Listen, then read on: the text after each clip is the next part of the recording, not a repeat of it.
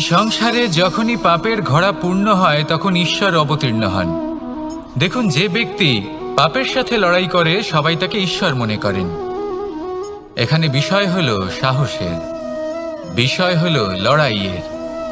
এই সময় সর্বশ্রেষ্ঠ শিক্ষক, আর সময় তার সাথেই খেলা খেলে যে সর্বশ্রেষ্ঠ খেলোয়াড় হয়।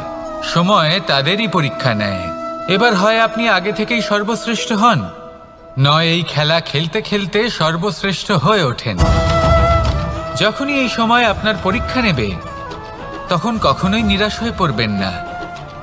নির্ভীক হয়ে সাহসের সাথে সামনের দিকে তাকান এবং এগিয়ে চলুন। পরিস্থিতিগুলির এবং পরীক্ষার সম্মুখীন হন। এই পরীক্ষা ভবিষ্যতে আপনাকে এমন একটা ফল দেবে যে আপনি কৃতজ্ঞ বোধ করবেন যে আজ আপনি এই পরীক্ষার সম্মুখীন হওয়ার সুযোগ পেয়েছেন। আসুন আর আমার সাথে ভালোবেসে বলুন, রাধা রাধা। অর্থ, দ্বিতীয় পুরুষার্থ। এই অর্থ বলতে বেশিরভাগ মানুষই ধন মনে করেন, কিন্তু যদি অর্থের তাৎপর্য শুধুমাত্র ধন হয় তাহলে তা কিন্তু অত্যন্ত অনর্থকারী। তাহলে অর্থের অর্থ কি? অর্থ সেটাই যা আমাদের জীবনের জন্য প্রয়োজনীয়, যা আমাদের সুখ দান করে, শান্তি প্রদান করে, কারণ সেটাই সবথেকে মূল্যবান। মাতা পিতা, বন্ধু, আত্মীয় স্বজন, গুণ, পুণ্য, জ্ঞান, এই সব কিছু মিলে অর্থ তৈরি হয়। আর সঠিকভাবে বলতে গেলে এটাই কিন্তু জীবনের আসল অর্থ। তাহলে আসুন আমার সাথে ভালোবেসে বলুন, রাধা রাধা। সাফল্য। সংসারের প্রত্যেক মানুষ সফল হতে চান। একটু বোধবুদ্ধি আসার পরেই সে সাফল্যের পেছনে ছুটতে থাকেন, আজীবন এই সাফল্যের পেছনে ছুটতে থাকেন। কিন্তু এই যে সাফল্য, তা অর্জন কি করে করতে হয়? ব্যবহার দ্বারা, ছলনা দ্বারা, বল দ্বারা, অর্থের দ্বারা? দুর্ভাগ্যবশত সাফল্য এভাবে লাভ করা যায় না। সাফল্য তখন লাভ করবেন যখন আপনি অসফলতা থেকে শিক্ষা লাভ করবেন। অসাফল্য থেকে শিক্ষা লাভ করা অত্যন্ত গুরুত্বপূর্ণ। করা ভুলের থেকে শেখা অত্যন্ত গুরুত্বপূর্ণ। যদি আপনি অসাফল্যকে ভয় পান, তার থেকে দূরে পালান, তাহলে জীবনে কখনোই এগোতে পারবেন না। অসফলতা আসেই আপনাকে এটা বোঝানোর জন্য যে সাফল্য কিভাবে অর্জন করা যেতে পারে। তাহলে অসফলতাকে স্বাগত জানান, তার থেকে শিখুন। নিশ্চিত রূপে সাফল্য আপনার কাছে আসবেই আসবে। আর এই মন তা সুপ্রসন্ন হয়ে বলবে, রাধা রাধা। কখনো কোনো বৃক্ষকে দেখেছেন? এই ধরিত্রী থেকে ততটুকুই জল নেয় যতটুকু তার প্রয়োজন। কোনো প্রাণীকে দেখুন, এই প্রকৃতি থেকে ততটুকুই খাবার গ্রহণ করবে যতটুকু তার খিদে রয়েছে। খিদে মিটে গেলে আর খাবে না। এবার মনুষ্যকে দেখুন, সে নিজের জীবনে যা কিছু পেয়েছে, বস্তু, ধন, খাবার, শক্তি, প্রয়োজনের থেকে অনেক বেশি লাভ করার চেষ্টা করে থাকে। প্রয়োজনের থেকে বেশি যদি পেয়েও যায় তাহলেও তার কম মনে হয়। এবার এরকম ঠিক কেন হয়? এর পিছনের কারণ কি? কারণ হলো লোভ। লোভের আগুন কিছু এমন হয়, যদি মানুষের মনে একবার প্রজ্বলিত হয় তাহলে শুধু বাড়তেই থাকে। ততক্ষণ বাড়বে যতক্ষণ না আপনি নিজে তাকে বাধা দিচ্ছেন। তবে এই লোভের আগুন নিয়ন্ত্রণ করা সম্ভব। পরিমিতিবোধ, পরিমিতিবোধের চিন্তা। আপনাকে শুধু নিজেকে একটা সরল প্রশ্ন করতে হবে। যখনই মনের মধ্যে কোনো বস্তুর প্রতি, শক্তির প্রতি, ধনের প্রতি, ভোজনের প্রতি লোভ বেড়ে যায়, নিজেকে প্রশ্ন করুন, এটা কি আমার কাছে ততটাই প্রয়োজনীয় যতটা একটা বৃক্ষের কাছে জল, যতটা একটা প্রাণীর কাছে ভোজন? এটা কি ততটাই প্রয়োজনীয়?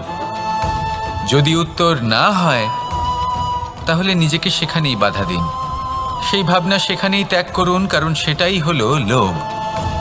ঠিক এইভাবেই প্রয়োজনীয়তার চিন্তা করে আস্তে আস্তে এই মন নির্লোভ হয়ে উঠবে। আর এই মন প্রসন্ন হয়ে বলবে, রাধা রাধা। এ হলো গোলাপ ফুল। একে আমরা সকলেই চিনি। সমগ্র সংসার ভালোবাসে এই পুষ্পকে। এই ফুল দেখতেও সুন্দর। সবথেকে বেশি গুরুত্বপূর্ণ কথা হলো এর সুগন্ধ, যা দূর দূরান্ত থেকে ব্যক্তিদেরকে আকৃষ্ট করে। এই সুন্দর পুষ্প একটু মন দিয়ে দেখলেই দেখা যায় এর নিচে কাঁটা রয়েছে। এই সংসার বলে, এ প্রকৃতির কেমন রচনা, এত কোমল পুষ্প, এটা কি তীক্ষ্ণ কাঁটা সহ প্রস্ফুটিত হয়? এটাই হলো জীবনের সত্য। আমাদের অন্তরের সদ্গুণ, সেগুলিও এই ফুলের মতোই সুন্দর। সংসারের সৌন্দর্য দেখতে পায়, এর সুগন্ধ চতুর্দিকে ছড়িয়ে পড়ে। কিন্তু এই সদ্গুণ জাগ্রত করে তোলার জন্য কঠোর পরিশ্রম করতে হয়, প্রতিনিয়ত চেষ্টা করে যেতে হয়। তাই জন্য যদি আপনি জানেন আপনার পথ উচিত কিন্তু তা কাঁটায় পরিপূর্ণ, তাহলে থামবেন না, চলতে থাকুন। একবার যদি অন্তরের সদ্গুণ জাগ্রত হয়, তাহলে এই সংসার এই সৌন্দর্য দেখবে আর সুগন্ধে আকর্ষিত হয়ে আপনার কাছে আসবে। এই মন, এই জীবন প্রসন্ন হয়ে বলবে, রাধা রাধা। মানুষের এই জীবন, মানুষ জন্ম নেয়, একটা নির্দিষ্ট সময়ের পরে এই সংসার ত্যাগ করে চলেও যায়। এবার শুধু এটাই আবশ্যক নয় যে এই জীবনকালকে আপনি যাপন করবেন, শুধু এটাই গুরুত্বপূর্ণ নয়। আবশ্যক এবং গুরুত্বপূর্ণ হলো এটা যে এই জীবনকালে আপনি এমন কিছু করেন যাতে এই সংসারের মঙ্গল হয়, যাতে এই সংসার আপনাকে মনে রাখে, আপনার থেকে প্রেরিত হয়, আপনার মতো হতে চায়, প্রত্যেক বছর আপনার জন্মতিথির অপেক্ষা করে, এমনভাবে আপনার জন্মদিন পালন করে যাতে সেটা মহোৎসবের আকার ধারণ করে। এবার এই জন্মদিন এমনি এমনি মহোৎসবে পরিণত হয় না। তখন হয় না যখন কোনো ব্যক্তি রাজার রূপে বা কোনো গোয়ালার রূপে জন্মগ্রহণ করে। তখন পরিণত হয় যখন একজন মানুষ জন্মগ্রহণের পরে এই সংসারকে কোনো শিক্ষা দিয়ে যান। কিভাবে একজন মানুষ গোয়ালা থেকে রাজা হতে পারে, কিভাবে একজন মানুষ অসত্য থেকে সত্যের পথে চলতে শুরু করেন, অধর্ম থেকে ধর্মের পথে চালিত হতে পারেন, কিভাবে অন্ধকার থেকে প্রকাশের দিকে যেতে পারেন, কিভাবে নিজের আত্মাকে পরমাত্মার সাথে মিলিত করতে পারেন। তা সে রামনবমী হোক বা জন্মাষ্টমী হোক, তাদের জীবনের সাথে জড়িত প্রত্যেক মুহূর্ত একটা পরবের আকার ধারণ করে। তাহলে আপনিও এইভাবে নিজের জীবন যাপন করতে থাকুন। এই সংসারে শুধু ভালোবাসা বিতরণ করুন, কিছুটা এমনভাবে বিতরণ করুন যাতে আপনি এই সংসার থেকে চলে যাওয়ার পরেও এই সংসারে আপনি শুধুই ভালোবাসা বিতরণ করতে পারেন। যদি আপনি এরকম করেন, সংসারকে প্রেরণা দেন, তাহলে আপনার জীবনও রাধা কৃষ্ণের প্রেমের মতোই অলৌকিক এবং দৈব হয়ে উঠবে। আসুন আর আমার সাথে ভালোবেসে বলুন, রাধা রাধা। কথায় আছে সংসারে নাকি সকল রোগের ওষুধ আছে। যদি আপনি নিজের শরীরকে ভালোবাসেন তাহলে ব্যায়াম করুন, যদি নিজের নিঃশ্বাস প্রশ্বাসকে ভালোবাসেন তাহলে প্রাণায়াম করুন, যদি আপনি নিজের আত্মাকে ভালোবাসেন তাহলে ধ্যান করুন, কিন্তু যদি আপনি নিজের জীবনকে, পরমাত্মাকে ভালোবাসেন তাহলে সকলকে ভালোবাসতে থাকুন। এই ভালোবাসা অত্যন্ত গুরুত্বপূর্ণ এবং আবশ্যক। ভালোবাসার থেকে ভালো না কোনো ওষুধ আছে, না আছে কোনো আসন। এর থেকে ভালো না কোনো ব্যায়াম আছে আর না কোনো প্রাণায়াম। এই ভালোবাসা বড় বড় সমস্যারও সমাধান করতে পারে। ভালোবাসা বড় বড় বিপদকে আপনার থেকে দূর করতে পারে। এই ভালোবাসাই আপনাকে জীবনে বাঁচতে শেখায়, কারণ ভালোবাসাই হলো জীবনের আসল সত্য। তাহলে আসুন আর আমার সাথে ভালোবেসে বলুন, রাধা রাধা। মানুষের জীবনে উন্নতি লাভ করার জন্য 3টি স্তম্ভের প্রয়োজন হয়। প্রথম স্তম্ভ শিক্ষা। এই শিক্ষা আমাদের জ্ঞান প্রদান করে। দ্বিতীয় স্তম্ভ ব্যবসা। যার দ্বারা আমরা ধন উপার্জন করি। তৃতীয় স্তম্ভ হলো আমাদের ঈশ্বর, আমাদের ইষ্ট।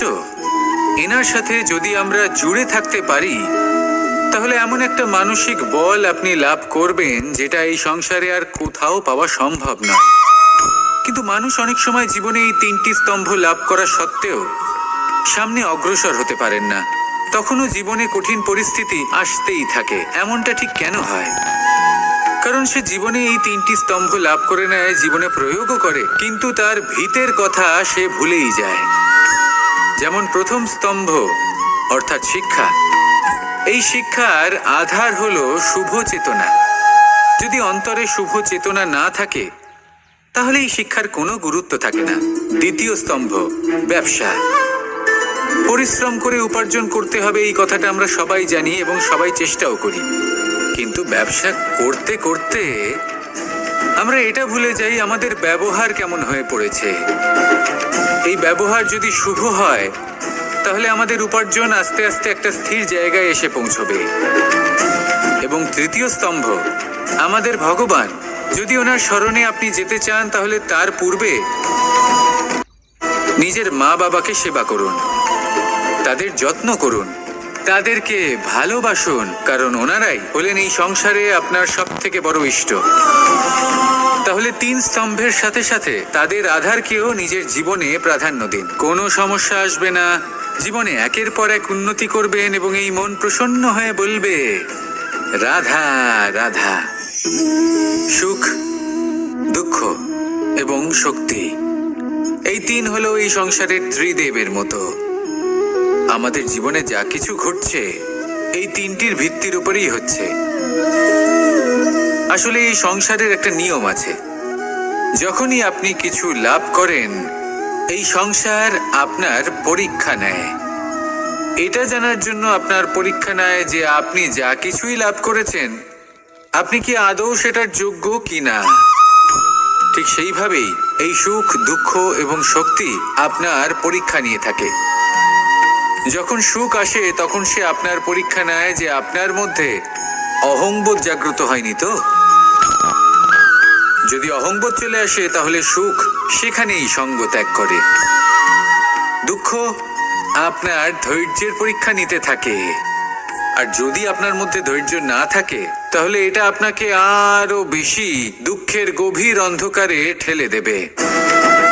সেখানে শক্তি পরীক্ষা নেয় আপনার বিনম্রতার।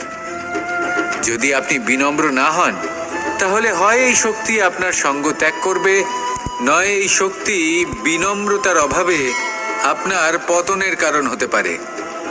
এই সংসারে যে কোনো ব্যক্তি যিনি এই পরীক্ষায় উত্তীর্ণ হয়ে থাকেন এই জীবনে তিনি সাফল্য লাভ করেন। আসুন আমার সাথে ভালোবেসে বলুন রাধা রাধা। মানুষের জীবনে স্বচ্ছতার একটা আলাদা গুরুত্ব আছে। যদি আপনি নিজেকে স্বচ্ছ রাখেন তাহলে আপনার নিজেরও ভালো লাগবে, সামনের ব্যক্তিরও ভালো লাগবে, একটা অন্যরকম প্রভাব পড়বে। কিন্তু একজন শ্রেষ্ঠ ব্যক্তি কিভাবে হয়ে ওঠা সম্ভব? যার মধ্যে গুণ আছে, শিক্ষা আছে, শুভ চেতনা আছে, যিনি সৎকর্ম করেন। কিভাবে হব সেই ব্যক্তি যার মধ্যে জ্ঞান আছে? শুধুমাত্র স্বচ্ছ থাকলে তো তা হওয়া সম্ভব নয়। প্রথমে আপনাকে বুঝতে হবে যে মানুষের মধ্যে চারটি মূল তত্ত্ব আছে। প্রথম হলো তার শরীর, যার দ্বারা উনি যে কোনো কর্ম করে থাকেন। দ্বিতীয় তত্ত্ব হলো তার মন, যার দ্বারা কোনো কর্ম করার জন্য সে নিজেকে প্রেরণা দিতে থাকে। তৃতীয় তত্ত্ব হলো বুদ্ধি, যে কর্ম আমরা করতে চাই, যে লক্ষ্যে আমরা পৌঁছতে চাই, সেটা আমরা কিভাবে কোন পথে করব সেটা স্থির করা যায় বুদ্ধি দিয়ে। আর চতুর্থ তত্ত্ব হলো আত্মা। আত্মা হলো এমন এক তত্ত্ব যার কোনো সমাপ্তি নেই। আত্মা হলো অজয়, কিন্তু এরও শুদ্ধিকরণের প্রয়োজন হয়। এই চারটি তত্ত্বের শুদ্ধিকরণ করতে থাকুন, এতে নির্মল রাখুন, শুদ্ধ রাখুন। এবং এটা কিভাবে হবে? শুভ চেতনা দ্বারা, জ্ঞানের দ্বারা, এবং সব থেকে বেশি গুরুত্বপূর্ণ প্রেমের দ্বারা। আসুন আমার সাথে ভালোবেসে বলুন রাধা রাধা। এই সংসারে সব থেকে বড় ব্যক্তি কে? আপনি বলবেন এ কেমন ধরনের প্রশ্ন, কিন্তু এটা হলো সব থেকে উচিত প্রশ্ন। কেউ এর উত্তর দেবে যে সেই মহাপ্রতাপী রাজা, তিনি হলেন সব থেকে বড় ব্যক্তি, সেই বড় রাজনীতিবিদ, তিনিই সব থেকে বড় ব্যক্তি। আমি আপনাকে জানাই যে সংসারের সব থেকে বড় ব্যক্তি হলেন তিনি, যার সাথে দেখা করলে আপনি নিজেকে ছোট মনে করবেন না।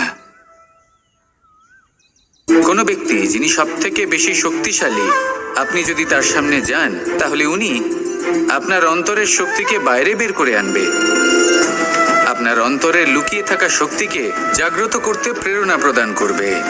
তিনি হলেন বড় ব্যক্তি, তিনি হলেন মহান ব্যক্তি। তিনি নন যিনি নিজের বল এবং ঐশ্বর্য দ্বারা আপনাকে তার সামনে ছোট প্রমাণ করবেন।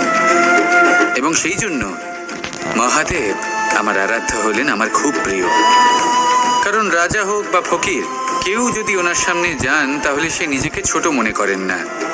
আপনিও যদি জীবনে অনেক বড় হতে চান তাহলে কাউকে কখনো নিজেকে ছোট মনে করতে দেবেন না। তার অন্তরে বড় হয়ে ওঠার প্রেরণা প্রদান করুন। আসুন আমার সাথে ভালোবেসে বলুন, রাধা রাধা।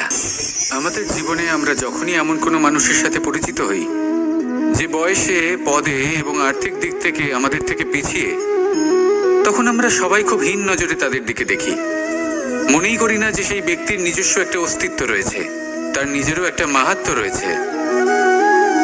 আমাদের মনেই হয় না যে আমাদের সামনে দাঁড়িয়ে থাকার যোগ্যতা আছে তাদের। চলুন আপনাকে একটা প্রশ্ন করি, শূন্যের নিজস্ব মূল্য কোথায়? আপনি বলবেন কিছুই না। শূন্যের আবার নিজস্ব মূল্য কোথায়? কিন্তু যখন এই শূন্যই কোনো সংখ্যার সাথে এসে যুক্ত হয়ে যায়, কোনো অঙ্কের সাথে এসে যুক্ত হয়ে যায়, তখন তার মূল্য অনেক গুণ বৃদ্ধি পায়। অর্থাৎ এই শূন্যের মূল্য অবশ্যই আছে। আর আমাদের জীবনেও এমন কিছু ব্যক্তি থাকেন, তাদের দেখে মনে হয় যে এদের কোনো মূল্যই নেই। কিন্তু যখন এই ব্যক্তি কারোর সাথে এসে জুড়ে যান, তখন তার মূল্য সেই ব্যক্তির বৃদ্ধি ঘটায়। এই সংসারে এমন কোনো ব্যক্তি নেই যার কোনো মূল্য নেই। যদি আমরা ধনুকের কথা বলি তাহলে তার জন্য একটি দড়ির প্রয়োজন হয়, যেটি প্রত্যঞ্চা হিসেবে ব্যবহৃত হয়। যদি এই প্রত্যঞ্চা না থাকে তাহলে ধনুকের কোনো মূল্যই থাকে না। যদি প্রত্যঞ্চা না থাকে তাহলে ধনুকের অস্তিত্ব অসম্পূর্ণ থেকে যায়। এই সংসারে যে কোনো ব্যক্তি হোক বা যে কোনো বস্তু হোক, প্রত্যেকের নিজস্ব একটি মূল্য আছে। তার সম্মান করুন, সামনে অগ্রসর হন, আর আমার সাথে ভালোবেসে বলুন, রাধা রাধা। আপনি কখনো কাউকে পর্বতে আরোহণ করতে দেখেছেন? বা আপনি কখনো নিজে কোনো পর্বতে আরোহণ করেছেন? করে থাকলে আপনি এই বিষয়ে অবশ্যই জানবেন যে যখন আমরা শিখরের দিকে এগোই, ওপরের দিকে এগিয়ে চলি, তখন আমাদের একটু ঝুঁকে পথ চলতে হয়। তখনই আমরা সেই পর্বত আরোহণ করতে পারি। কিন্তু যে ব্যক্তি নিচের দিকে ফিরে আসছেন, তিনি কিন্তু ঝুঁকে চলেন না, তিনি দৃঢ়ভাবে সোজা হয়ে নিচে নামেন। এই ভারসাম্য বজায় রাখার এই খেলাতে সংসারের একটা সার লুকিয়ে রয়েছে। যদি আপনিও জীবনে উঁচুতে উঠতে চান, শিখরে পৌঁছতে চান, তাহলে আপনাকেও নত হয়ে, বিনম্র হয়ে সামনে এগোতে হবে। সেখানে যদি আপনি বুক চিতিয়ে উদ্ধতভাবে অহংকার বোধ নিয়ে চলতে থাকেন, সেখান থেকেই আপনাকে নিচে নামতে হবে। কোনো ব্যক্তি তার বিনম্র স্বভাব দেখেই বোঝা যায় যে সেই ব্যক্তি সাফল্যের শিখর দেশে আরোহণ করছে নাকি নিচে তথা খাদের দিকে যাত্রা করছে। তাই সবসময় বিনম্র থাকুন, শ্রেষ্ঠ কর্ম করুন, পরিশ্রম করুন, আর আমার সাথে ভালোবেসে বলুন, রাধা রাধা। যখন আমরা কোনো বনে প্রবেশ করি, তখন এই সবুজ ঘাস দেখে, এই কোমল ঘাস দেখে আমাদের মন প্রফুল্ল হয়ে ওঠে। ভিন্ন ভিন্ন প্রজাতির ফুল, ভিন্ন ভিন্ন রঙের ফুল দেখে এই মন আনন্দে ভরে ওঠে। এখানে শিশুরা আনন্দ লাভ করে, বড়রা ভোজন গ্রহণ করেন, কথাবার্তা বলেন, হাঁটাহাঁটি করে বেড়ান।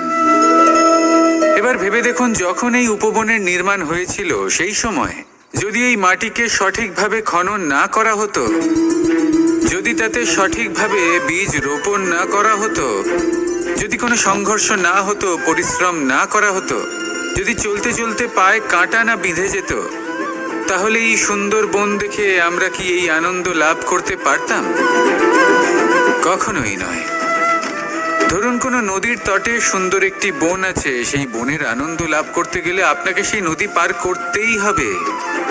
যদি সুখের নদীর কাছে পৌঁছতে চান, তাহলে তটে যে কাঁটা রয়েছে সেগুলোর সাথে সংঘর্ষ করতেই হবে। এই সংসারে যদি আপনি সুখ লাভ করতে চান, তাহলে সুখ লাভের এই যাত্রা শুরু করতে হবে সংঘর্ষ দ্বারা। তাহলে সংঘর্ষকে স্বাগত জানান, এর পেছনেই সুখ রয়েছে যা আপনার জন্য অপেক্ষা করছে। এবার হাসুন আর আমার সাথে ভালোবেসে বলুন, রাধা রাধা। রাধা কখনো কখনো আমার জন্য বড়ই সুগন্ধি আতর নিয়ে আসে, পারিজাত ফুলের মালা নিয়ে আসে আমার প্রসাধন করবে বলে, এবং আমার সব থেকে বেশি প্রিয় মাখন নিজে হাতে বানিয়ে আনে আমাকে নিজে হাতে খাইয়ে দেবে বলে, সবকিছু আমাকে প্রসন্ন করবে বলে। কিন্তু আপনি কখনো ভেবেছেন যে এই আতর কিভাবে বানানো হয়? সহস্র ফুলের পাপড়ি একসাথে পিষে নিতে হয়, তারপরে তার থেকে যে রস নিঃসৃত হয় সেই রস দ্বারাই আতর তৈরি হয়। অনেক সংখ্যক ফুলকে অসীম যন্ত্রণা ভোগ করতে হয়, তবে তারা আমার প্রসাধন সামগ্রী হয়ে উঠতে পারে। দুধ থেকে মাখন তৈরি করার জন্য কতটা পরিমাণ মন্থন সহ্য করতে হয় সেটা আপনি জানেন। ঠিক সেই রকমই হলো আমাদের জীবনও। বিপদও আসে, কঠিন পরিস্থিতিও আসে, এর সম্মুখীন হতে শিখুন। মনে রাখবেন, আপনি হলেন সেই দুধ যাকে মন্থন সহ্য করতে হবে মাখন হয়ে ওঠার জন্য। মনে রাখবেন, আপনি হলেন সেই ফুলের মতন যাদের পিষ্ট হতে হবে সুগন্ধি আতর হয়ে ওঠার জন্য, যাকে এই সংসার পছন্দ করে। কখনো কখনো জীবনে আপনার সাথে খারাপ শুধুমাত্র এই কারণে ঘটে যাতে আপনার শ্রেষ্ঠ রূপ এই সংসারের সামনে আসতে পারে। শুধুমাত্র কঠিন পরিস্থিতি এবং বিপদকে একটা সুযোগ হিসেবে দেখার চেষ্টা করুন। আপনার জন্য এই সংসার বদলে যাবে, সংসারকে দেখার দৃষ্টিভঙ্গি পাল্টে যাবে, আপনার ভাগ্য পাল্টে যাবে, আর এই মন প্রসন্ন হয়ে বলবে, রাধা রাধা। বাসাংসি জীর্ণানি যথা বিহার, নবানি গ্রহাতি নরোপরানি, তথা শরীরানি বিহায় জীর্ণা, ননিয়ানি সয়াতি নবানি দে। আত্মার কখনোই মৃত্যু হয় না। আত্মা শুধু শরীর বদল করে, রূপ বদল করে। আর যেখানে আত্মার মৃত্যু হতে পারে না, সেখানে প্রেম কিভাবে সমাপ্ত হতে পারে? কারণ প্রেম হলো নিজেই পরমাত্মার রূপ। কখনো সে সীতার খোঁজে বনে বনে ছুটে বেরিয়েছে, কখনো সে রাধার প্রেমে বনকে বৃন্দাবন রূপে সাজিয়ে তুলেছে, কখনো সে কানাই রূপে গোকুলবাসীদের মন জয় করে নিয়েছে, আবার কখনো সে মাখন চোর নন্দলালের রূপে সবার মনে ভালোবাসার স্রোত বইয়েছে। কখনো নিজের হাতে বাঁশি নিয়ে তাতে ভালোবাসার সুর তুলেছে, আবার কখনো নিজের আঙুলে সুদর্শন চক্র ধারণ করে ধর্ম এবং প্রেমের বিরোধীদের সংহার করেছে। কখনো সে যশোদানন্দন হয়ে গোকুলে অনেক লীলা করে বেরিয়েছে, আবার কখনো দেবকী নন্দন রূপে কংসের লীলার পরিসমাপ্তি ঘটিয়েছে। কখনো যুদ্ধ বিমুখ হয়ে প্রজাদের রক্ষা করেছে, আবার কখনো ধর্ম রক্ষার জন্য সে যুদ্ধে অবতীর্ণ হয়েছে সারথীর রূপে, এবং এই সংসারকে গীতার জ্ঞান প্রদান করেছে। এই ভালোবাসা নয়তো কি? যে গোলকে নিজের রাধাকে হারানোর পরে নিজেও পৃথিবীতে অবতীর্ণ হয়েছে এই সংসারকে প্রেমের শিক্ষা দিতে। এই প্রেম ছাড়া আর কি যে বৈকুণ্ঠে নিজের লক্ষ্মীকে হারিয়ে সেই সংসারে শ্রীনিবাসের রূপে এসেছে, এই সংসারে নিজের ভালোবাসাকে পেতে এসেছে। এই প্রেম হলো অনন্ত, এর যাত্রা হলো অনন্ত। এবং এই প্রেম যার যাত্রার কোনো অন্ত নেই আর যার প্রভাব হলো সুগভীর, সেই পরমাত্মারূপী প্রেমকে এই প্রেম দূতের প্রণাম। আসুন আর আমার সাথে ভালোবেসে বলুন, রাধা রাধা। আমরা আমাদের জীবনের লক্ষ্য প্রাপ্ত করার জন্য কি না করে থাকি। আমরা ভাবনা চিন্তা করে থাকি, কত জ্ঞান অর্জন করে থাকি, তারপরে আমরা পরিকল্পনা করি আর প্রচেষ্টা করি। এবার প্রথম চেষ্টাতেই সাফল্য লাভ করব সেটা নাও হতে পারে, বরং ইতিহাস সাক্ষী যে প্রথমবার প্রচেষ্টা করে সাফল্য লাভ করার সম্ভাবনা অত্যন্ত কম। আর যে কোনো সফল ব্যক্তিকে দেখুন, আপনি বুঝবেন সেই ব্যক্তি বারবার প্রচেষ্টা করে, চেষ্টা করা থামায় না, তবেই সেই ব্যক্তি একদিন সাফল্য লাভ করেন। সেই জন্য আপনিও প্রচেষ্টা করা কখনো বন্ধ করবেন না, করতেই থাকুন। যখন আপনি প্রথমবার প্রচেষ্টা করেন তখন আপনি একা থাকেন, কিন্তু যখন আপনি দ্বিতীয়বার প্রচেষ্টা করেন তখন আপনার সাথে কিছু বিগত প্রচেষ্টার অভিজ্ঞতা থাকে। চেষ্টা করতে থাকুন, সাফল্য আপনার কাছে আসতেই চলেছে। আসুন আমার সাথে ভালোবেসে বলুন, রাধা রাধা। আমাদের সকলের জীবনে একটা লক্ষ্য থাকে যেটা আমরা লাভ করতে চাই। ঠিক যেন একটা প্রতিস্পর্ধা বিদ্যমান যে কে সব থেকে আগে নিজের লক্ষ্যে পৌঁছতে পারবে। আর সেই জন্য আমরা সকলেই খুব তাড়াতাড়ি এগোতে চেষ্টা করি, বড় এবং দীর্ঘ পদক্ষেপ ফেলি যাতে তাড়াতাড়ি নিজের লক্ষ্যে পৌঁছতে পারি। কিন্তু এক অত্যন্ত গুরুত্বপূর্ণ বিষয় আছে, সবসময় লক্ষ্য সামনে থাকবে না, কখনো কখনো তা খুঁজতে হয়। এই যাত্রা খুব কঠিন হতে পারে, আর ঠিক এই কারণেই সবসময় দ্রুত গতিতে চলা বা তাড়াতাড়ি পথে চলা সেটা আবশ্যক নয়। তার থেকেও বেশি গুরুত্বপূর্ণ হলো ভেবেচিন্তে তারপর পথ চলা। যদি ভেবেচিন্তে পদক্ষেপ ফেলেন, চলতে পারেন, তাহলে সেটাই সর্বশ্রেষ্ঠ পদক্ষেপ। কখন কোন দিকে যেতে হবে, কখন কোথায় দিক পাল্টানো যাবে না, কখন গতি বেশি রাখতে হবে, কখন কম, কখন থামবো, কখন চলবো, এই সব কিছুর বিষয়ে জ্ঞান অত্যন্ত গুরুত্বপূর্ণ এবং ভেবে চিন্তে চলতেই হবে। সেই জন্য শুধু তীব্র গতিতে সামনে এগোলে চলবে না, ভাবনা চিন্তা করে এগোতে হবে। আসুন আমার সাথে ভালোবেসে বলুন, রাধা রাধা। মানুষ বলে থাকেন যে জীবনে সময়ের পূর্বে এবং ভাগ্যের থেকে বেশি কিছুই পাওয়া যায় না। এটা যার যার নিজের বক্তব্য। আমি বলবো এই সময় আসলে কি? এই সময় হলো যাতে যুগ যুগান্তর নিহিত আছে, যার মধ্যে দিন আছে, মাস আছে, বছর আছে, ঠিক কিনা? বাস্তবে আপনার কাছে সময় কতটা আছে যা আপনি সদ্ব্যবহার করতে পারেন? তখন থেকে আছে যখন থেকে আপনি নিজেকে বুঝতে শুরু করেন, ততক্ষণ আছে যতক্ষণ না আপনি এই সংসার ছেড়ে চলে যাচ্ছেন। শুধু এটুকু সময় আছে আপনার কাছে। আর যদি ভাগ্যের কথা বলা হয়, তাহলে ভাগ্য হলো সেই পরিস্থিতি যখন মানুষ নিজেকে সময়ের হাতে সমর্পণ করে দেন, তাকে ভাগ্য বলে। অর্থাৎ আপনি জীবনে পরিশ্রম করেছেন, বিপদের সম্মুখীন হয়েছেন, সামনে এগিয়ে গেছেন, কোথাও পৌঁছে গেছেন, এবং তখন আপনার মনে হলো যে ব্যাস এখানেই থেমে যাওয়া উচিত, তাহলে সেটাই হবে আপনার ভাগ্য। যদি ভাগ্যের কথা বলা হয়, তাহলে বলবো সত্যবানের ভাগ্যে মৃত্যু লেখা ছিল, কিন্তু সাবিত্রীর কর্ম তাকে পুনর্জীবিত করে তুলেছিল। অর্থাৎ এই ভাগ্য বদল করা সম্ভব কর্ম এবং পরিশ্রমের দ্বারা। ভেবে দেখুন, রাবণ মাতা সীতাকে হরণ করেছিল। যদি শ্রীরাম সেটাকে ভাগ্য বলে মেনে নিতেন, তাহলে কখনো ভাগ্য বিধাতা হয়ে উঠতে পারতেন না। ভাগ্য হলো একটা বাঁধন যেটাকে ভেঙে ফেলা খুব প্রয়োজনীয়। নিজের লক্ষ্যের কাছে পৌঁছতে হবে। হতেই পারে এই লক্ষ্য হলো পরমাত্মার কাছে পৌঁছে যাওয়া।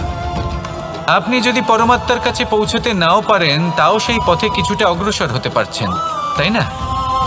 তাহলে ভাগ্যের এই বাঁধন ভেঙে ফেলুন, নিজের কর্মের দ্বারা নিজের প্রারব্ধ গড়ে তুলুন এবং আমার সাথে ভালোবেসে বলুন, রাধা রাধা। এটা কোনো এক সময়ের কথা। একটি শেয়াল ভুলবশত একটি নগরীতে প্রবেশ করে এবং সে সেখানে হঠাৎ ধোপাদের পাড়ায় প্রবেশ করে। নীল রং গোলা জলে পড়ে যায়। কোনো ক্রমে পালিয়ে পালিয়ে আবার সে বনে ফিরে আসে। অন্য সব প্রাণীরা ওকে দেখে আর ভয়ভীত হয়ে পড়ে। তখন সেই শেয়াল ফন্দি এঁটে সবাইকে বলল যে আমি হলাম দেবদূত আর তোমাদের সকলকে রক্ষা করতে এসেছি। সবাই ওর কথা মেনেও নিল। প্রত্যেক দিন ওকে ধনধান্য খাবার এইসব প্রদান করতে লাগলো। তারপরে এমন একটি রাত এলো যেদিন দূরে কোথাও কিছু শেয়ালের দল তাকে ডাকতে শুরু করলো। আর তখন এই শেয়াল নিজেকে আটকেই রাখতে পারল না। সেও ঠিক শেয়ালের মতোই ডাকতে শুরু করলো।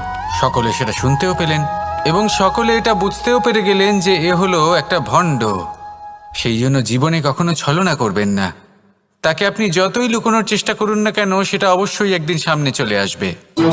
আর তার থেকেও বড় শিক্ষা হলো এটা যে কারোর জীবনে সম্পত্তি, ধন ধান্য এসব চলে আসাতে তার বুদ্ধির বৃদ্ধি ঘটে না, তার ব্যবহার শুভ হয় না। এটা তখন হয় যখন সেই ব্যক্তি সেটা নিজে পেতে চায়, তার জন্য ভাবনা চিন্তা করে, কর্ম করতে থাকে। আর যখন একজন ব্যক্তি নিজের বুদ্ধি এবং ব্যবহার উন্নত এবং শ্রেষ্ঠ করে তুলতে পারেন, তখন তিনি নির্ধন হয়েও ধন অর্জন করতে পারেন। ঠিক পদ্মফুলের মতো। একটি পদ্মফুল কিন্তু জন্ম নেয় পাকের মধ্যে। তারপরেও এই পদ্মফুল দেবতাদের প্রসাধনের অঙ্গ হয়ে ওঠে। আসুন আর আমার সাথে ভালোবেসে বলুন রাধা।